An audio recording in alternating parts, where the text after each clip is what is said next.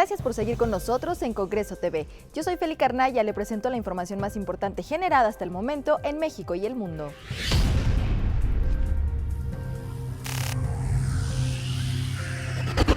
En el Pleno del Congreso capitalino se celebró una sesión solemne con motivo del Día Internacional de la Eliminación de la Violencia contra la Mujer. Legisladoras y legisladores tocaron temas como los esfuerzos del gobierno de la ciudad por reducir la violencia, programas y acciones como la Línea de Mujeres, las Lunas, los centros de justicia especializados, el Centro de Atención contra la Violencia Intrafamiliar y el Registro Público de Agresores Sexuales. Hicieron referencia a cifras de la UNICEF, donde se afirma que durante la pandemia aumentó la agresión contra las mujeres. Por ejemplo, 6 de cada 10 mujeres de entre 15 y 17 años sufrieron algún tipo de violencia. Otra cifra citada fue la del Secretariado Ejecutivo del Sistema Nacional de Seguridad, señalando que en lo que va del año se han registrado 736 feminicidios. Se recordó que el origen de esta conmemoración se remonta al asesinato de 3 hermanas dominicanas en 1960 por órdenes del dictador Rafael Trujillo, y refrendaron el compromiso del Congreso capitalino para mejorar la legislación con el objetivo de prevenir y combatir la violencia contra las mujeres.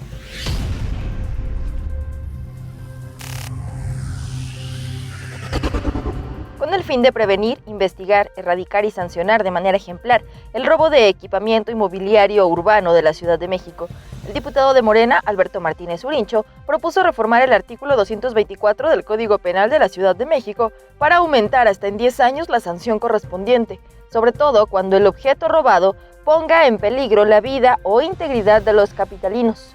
El diputado fundamentó que el robo de coladeras genera accidentes y muertes en la Ciudad de México y ha representado un gasto millonario para el sistema de aguas capitalino. Afirmó que no todos los establecimientos de fierro viejo compran mobiliario público, como alcantarillas de fierro en trozos o completas. Destacó que de acuerdo con datos del sistema de aguas de la Ciudad de México, en las 16 alcaldías de la capital hay al menos 470,413 coladeras o rejillas de piso, y detalló que el peso de una tapa de coladera puede alcanzar hasta los 50 kilos, por lo que cada pieza se puede comercializar hasta en 4,500 pesos.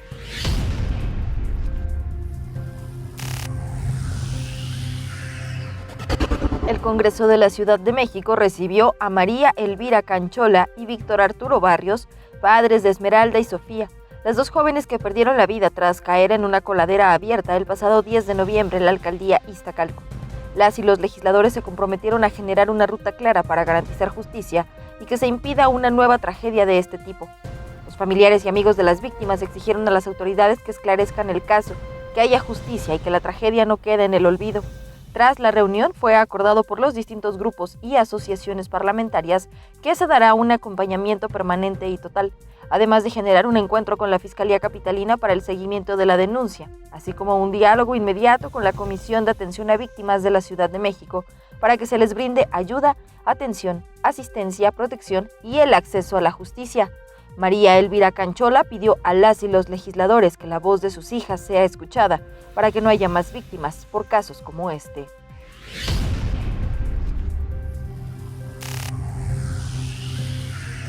Con la finalidad de que las alcaldías puedan realizar convenios de colaboración y coordinación con diversas dependencias e instituciones del gobierno capitalino, entre ellas las Secretarías de las Mujeres, Salud y Seguridad Ciudadana, la diputada Nancy Marlene Núñez Reséndiz presentó una iniciativa para reformar el artículo 53 de la Ley de Acceso de las Mujeres a una vida libre de violencia. La finalidad es garantizar la instalación de las casas de emergencia en las 16 demarcaciones, con personal suficiente y capacitado. Núñez Reséndiz resaltó que atender a víctimas de violencia es un proceso complejo y que requiere de las capacidades, competencias y experiencia. De no hacerlo, el riesgo es la revictimización.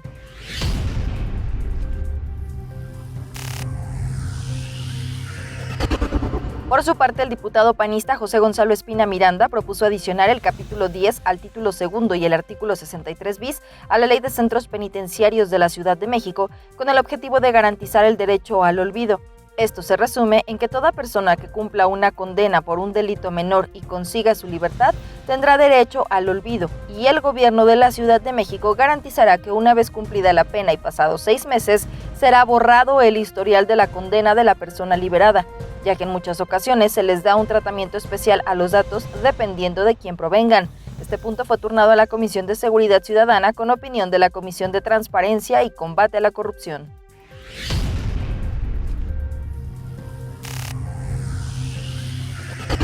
El diputado panista Diego Garrido expuso en el Pleno de Donceles establecer el derecho al transporte público gratuito a estudiantes de educación media superior y superior de la Ciudad de México. Afirmó que actualmente la Ciudad de México cuenta con más de 4 millones de estudiantes de nivel medio superior, lo que representa el 12.2% de la matrícula total de estudiantes y casi 3 millones de nivel superior. La finalidad es elevar a rango constitucional que el transporte colectivo como el metro, Metrobús, la red de transporte de pasajeros de la Ciudad de México, trolebús, tren ligero y cablebús sea gratuito como un derecho para todos los estudiantes en la Ciudad de México.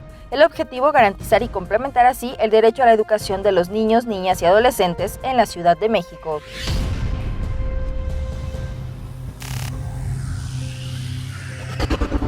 El gobierno de la Ciudad de México dio a conocer avances en materia de violencia de género a 3 años del decreto de alerta, gracias al trabajo coordinado para la prevención y la política de cero impunidad, con una merma del 16%. La jefa de gobierno, Claudia Sheinbaum, señaló que la alerta de violencia de género fue útil porque se asumió la responsabilidad gubernamental de proteger a las mujeres con acciones concretas.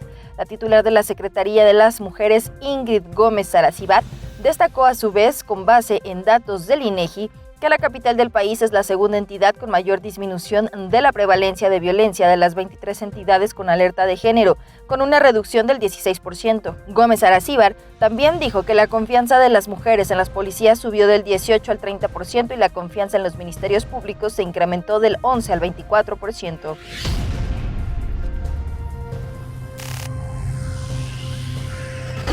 El gobierno de la Ciudad de México levantó vallas alrededor de monumentos históricos y edificios gubernamentales, desde el Ángel de la Independencia hasta Bellas Artes, como medida preventiva tras el anuncio de la marcha para erradicar la violencia de género que se realizará este viernes rumbo al Zócalo. Aun cuando las autoridades anticipan una marcha pacífica, se prevé la participación del denominado Bloque Negro, un grupo regularmente vinculado con acciones violentas.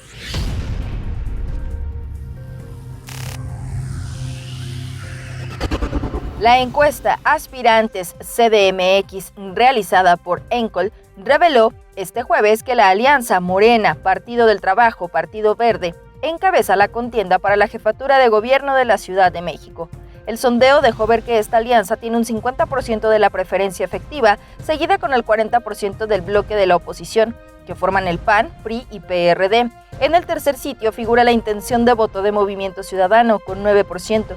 De cara a la elección por la jefatura de gobierno, el secretario de Seguridad Ciudadana, Omar García Harfuch, encabeza las preferencias con 33% según este sondeo.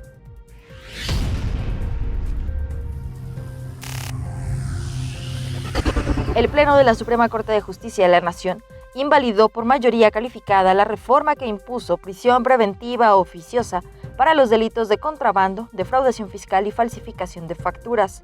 Los únicos votos en contra fueron los de las ministras Yasmín Esquivel y Loreta Ortiz. La ministra Margarita Ríos Farjat expuso que la prisión preventiva debe ser impuesta tras ser analizada oficiosamente en cada caso.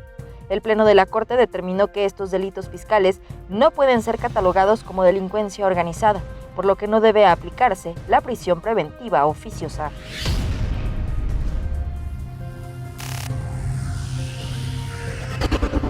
El presidente Andrés Manuel López Obrador desestimó presuntas amenazas de muerte en su contra y dijo que no tiene nada que temer. En su matutina convocó a sus adversarios a renunciar al odio y recordar las enseñanzas de Gandhi, Nelson Mandela y de Martin Luther King, de que la violencia no es la vía. López Obrador también dijo que en su marcha del domingo próximo dará a conocer el nombre del modelo político, económico y social que lleva a cabo su gobierno, descartando sea el populismo. Le agradezco su compañía y lo invito a seguir pendiente de la programación de Congreso TV, La Señal de la Pluralidad. También puede hacerlo a través de nuestras redes sociales oficiales. Nos vemos en la próxima emisión.